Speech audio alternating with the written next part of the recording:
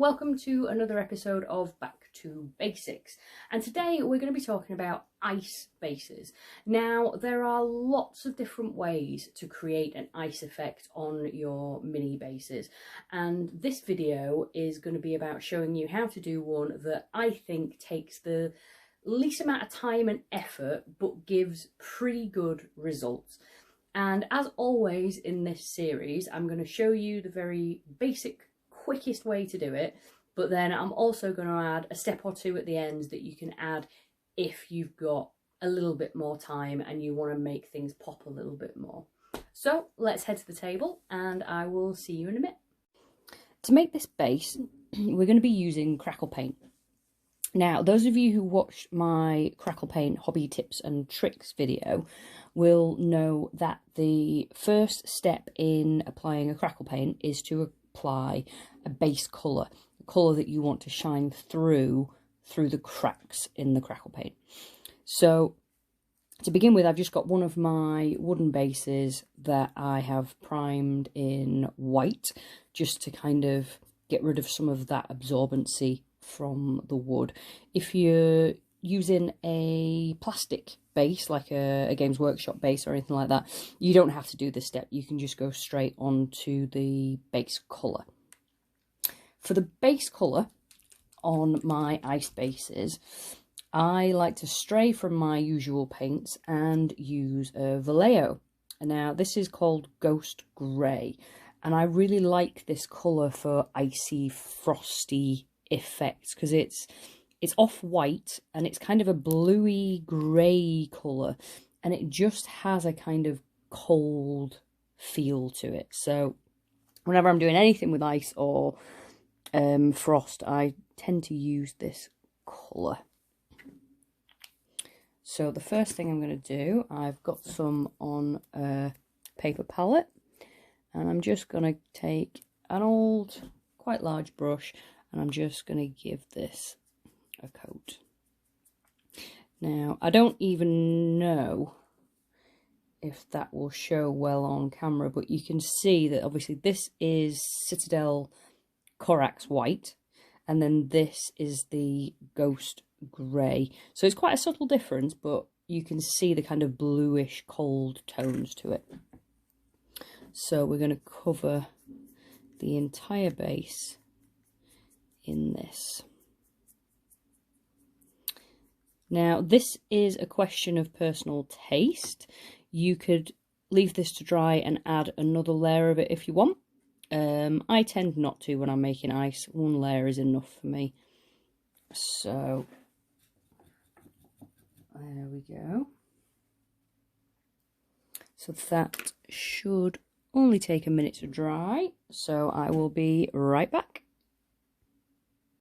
That's nice and dry now. So we're going to move on to the most important part of crackle painting, which is PVA glue. So we're just going to put a nice big dollop on there. Take an old brush, because you don't want any good brushes clogged up with PVA glue, and spread this around in a nice thick coat.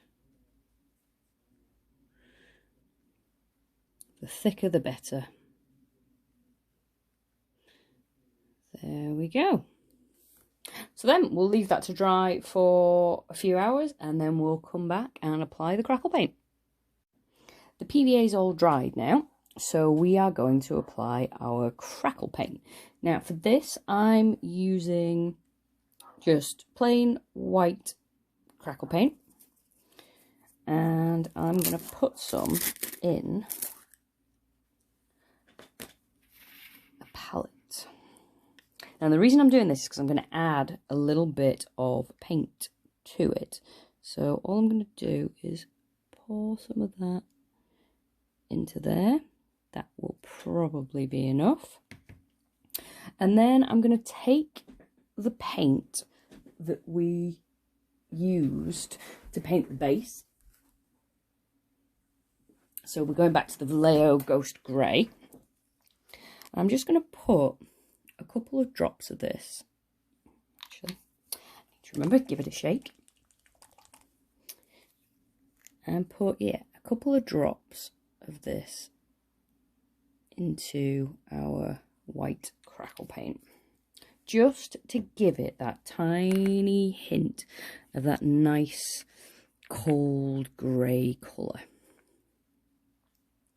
And we're going to mix it all in. So you can see it makes quite a subtle difference, but it's effective.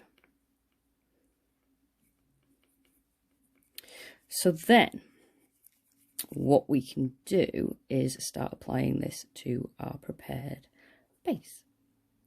Now, if you've seen my crackle paint video, you will know that crackle paint, the effect of crackle paint changes depending on how thickly you apply it, and also by anything you've added to it.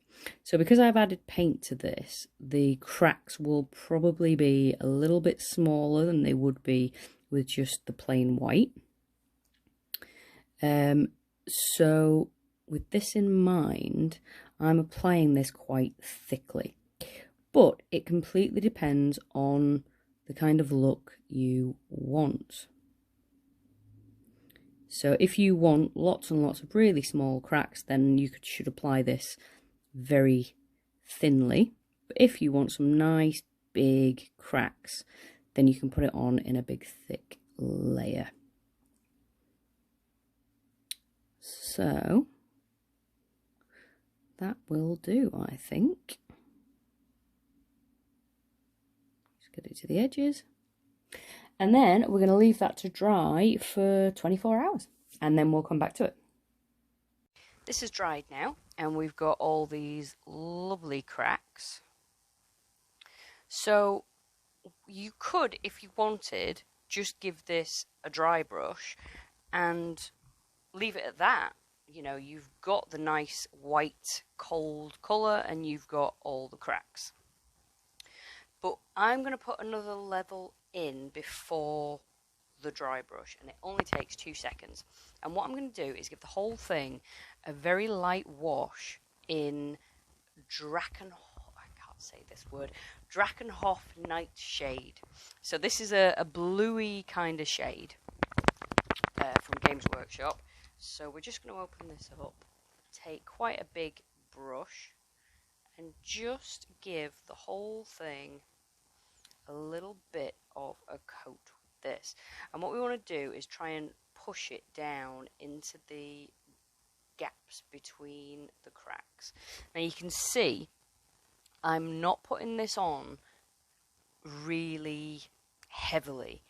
It is just a very light coating. I'm wetting my brush with the shade and then I'm really spreading it out. So it gives it that nice cold blue colour, and I'm making sure that I get it down into especially the biggest of the cracks. And I'm just spreading that out.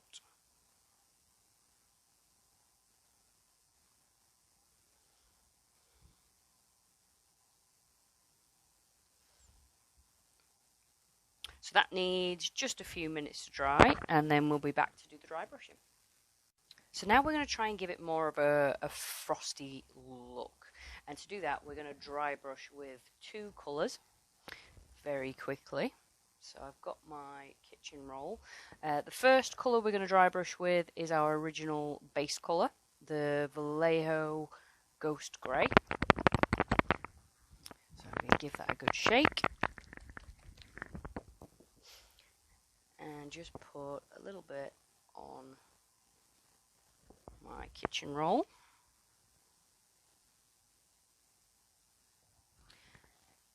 Take my dry brush and start working this paint into the bristles. And knocking the camera. So, we've got this worked in. Check it on our thumb, and there's still a little bit much there. Give it another wipe. And then we can start just rubbing this over the surface. And what we're trying to do is just bring out the edges of all these cracks, but also lighten down some of the areas on the surface that maybe got hit a bit too much with the blue shade. So we're just going to go over once with that one. And then we're going to do a second highlight with just some white scar. So any just plain white paint that you've got. So again, I'm putting some on my kitchen roll.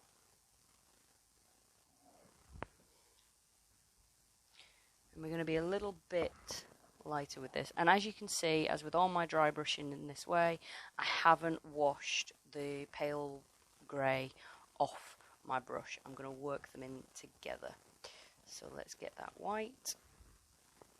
And then we'll start working that out. So we've just got a little bit of white left on our brush, and then we're just going to gently dry brush.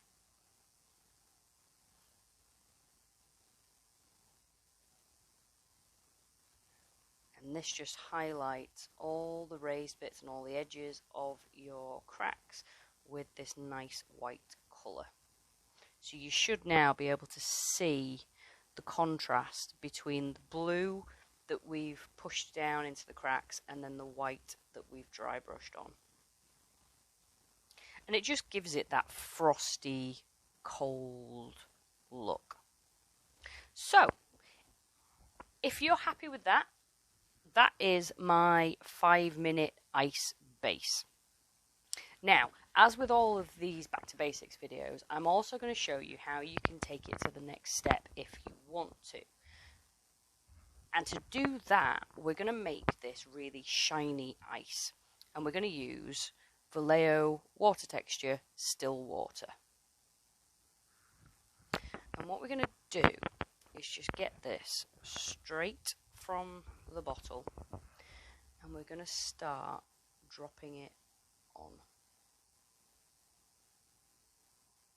Just one drop at a time, constantly moving. Now, I've mentioned in previous videos when I've used this, if you're using one of these bases that doesn't have the lip to it, you have to be very careful when applying this. And you've got to try not to break the surface tension. Because once you do, it will all just go flowing off the side of the base. So we're just going to do this as gently as we can to try and get it all the way to the edge, and there we go. So then just going to get rid of these bubbles with a toothpick.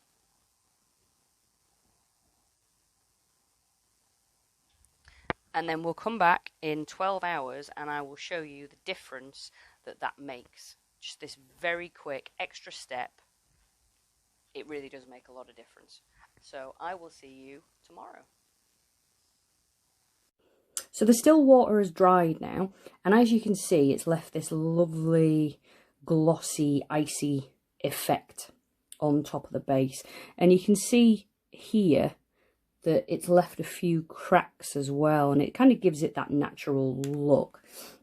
So just so you can compare, this is the base before the water effect added, and you can see that, you know, the colours are fairly similar. So yeah, it's completely up to you whether you stop at this point or you add some water effect just to give it that extra gloss. And then just another couple of examples to show you as well. So this one I did with the same technique. I used the crackle paint, I used the blue wash, and then I put the still water over the top. The only difference with this one is that I didn't add any of the grey paint to the crackle paint. So you can see the difference here, that this one has got fewer cracks in it and the cracks are much, much bigger. So again, that's completely up to you. And then for a slightly different icy effect, I had a go at using a slightly brighter blue underneath. And I haven't dry brushed this one yet or done anything else to it. I've literally just painted and added the crackle paint. And you can see there that, you know, that's quite a nice effect as well. So there are lots of ways that you can use this technique to get different ice effects. So there you go, that's my simple 5-minute ice base. Now, if you enjoyed this video and you found it helpful, please give it a thumbs up and consider subscribing to the channel by hitting the subscribe button and then tapping on the bell icon, and that way you'll get notified whenever I release new content. And you can also find me on Facebook and Instagram under Debsworth's Hobby Studio, so if you give me a follow on there, you'll get to see what I'm up to and what's coming up. So I will be back on Saturday with another all about that base video, and until then, happy hobbying.